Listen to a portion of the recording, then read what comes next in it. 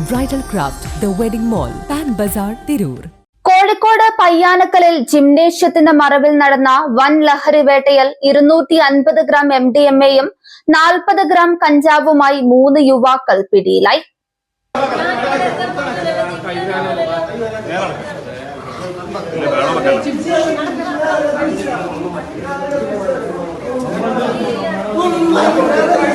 പയ്യാനക്കൽ കപ്പയ്ക്കൽ റോഡിലുള്ള back to fit എന്ന gymnasium കേന്ദ്രീകരിച്ചാണ് ലഹരി വിൽപ്പന നടന്നത്.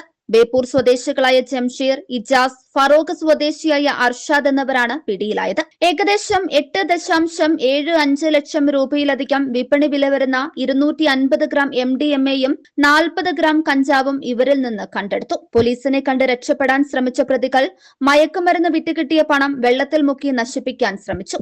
അറസ്റ്റ് ചെയ്യുന്നതിനിടയിൽ പ്രതികൾ ഉദ്യോഗസ്ഥരെ ചവിട്ടാനും ആക്രമിക്കാനും മുതിരുകയും ചെയ്തു. ഒടുവിൽ ബലപ്രയോഗത്തിലൂടെയാണ് പോലീസ് ഇവരെ കീഴടക്കിയത്.